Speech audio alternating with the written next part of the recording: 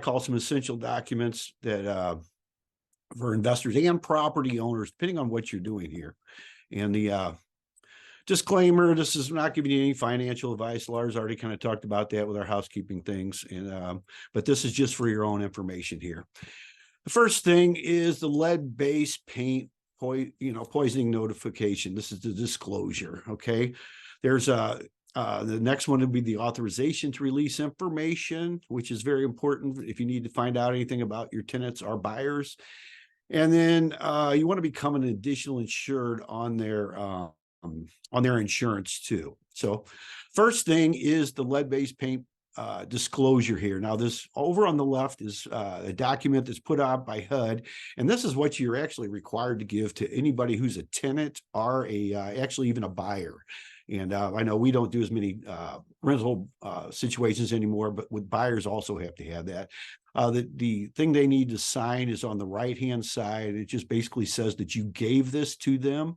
And federal law does require this because any property built prior to 1978, which covers a lot, especially in our area here, it could have some lead-based paint. Now, I personally have had people as much as 11 and 12 years later contact me. I had an attorney contact me saying that the child who was, I think, about 7 or 8 years old at the time they were renting from me, they were there a few years, said they got some lead-based paint that they could bring back to that. Now, I had this disclosure signed at the time, and I did give this to him because when I was a mortgage broker, that was always very important stuff because whatever HUD says is what they would hold against you if you didn't do it. And this is a very important disclosure right here.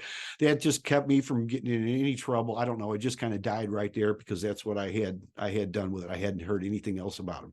But this is something that you want to make sure you give them, that the pamphlet over here on the left, it's about, I don't know, probably 18 or 19 pages long, something like that, but that is required. And I know if you use a property manager, they should give that all out to them.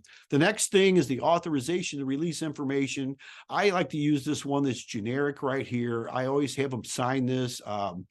And usually a copy is as good as the original. Now, there's other ones you can have to get it notarized. The problem with those is if you don't get it notarized, there's a place on there. And I don't know. I've never had anybody not give me the information I needed. But this right here will get you information on jobs, from previous landlords, actually any kind of loans they have. You just have them sign that, put their social security numbers on there, and print their name down there. And this form right here will get you just about any information that you need to have. Also, even after they leave, because I personally don't date this. You can do anything you want as far as that goes, but I like to have these a blank one in my file just so I can use this at any time I need to find out any information. Now, of course, we can always use CaseNet and some of those other sites like that do disclose a lot of information. But as Catherine Davis has been telling us, they may be stricken some of those records. So you may not be able to find that down the road. This will actually help you right here, though. Get the information you need. And then the other thing that's very important, a lot of people overlook this, is you do want to become an additional insured on your tenants or your buyer's insurance. First of all, you want to require they have insurance, and we don't always do that because it's easy to overlook it, but you don't want your house looking like that because of some little thing. And I personally have had a couple of instances where the insurance didn't cover. So this is something that, it's always easy to look back and find out what you should have done. But if you do this up front, this could save you a lot of heartache. And it's really simple too.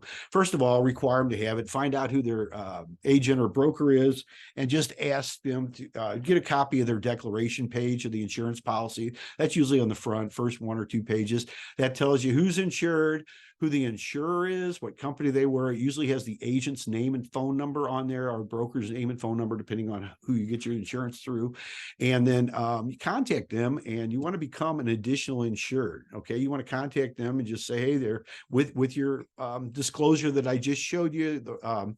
They should go ahead and give that all to you because that's what that form does. But this is a way you can get on here. And then you can monitor this. The nice thing about this is I had when, one of our buyers that we had before, when they switched insurance, we got a notification that the old one was canceled. I contacted them, found out the new agent and broker. So that's something that you want to make sure you do, because that way you can kind of control this. You'll be a part of, an additional insured. If they do have a claim, you will actually be on the check that comes there, and you both have to authorize it. So that's just something that's very important. That could save you a lot of heartache down the road. So those are the three, I call them essential documents for real estate investors, property owners. That's your lead-based paint disclosure, authorization to release information, and then you want to become an additional insured. So if you'd like to have a copy of these slides and actually the templates for that, I'd be happy to give them to you. Just send me a request right there at my email address, and I'll give them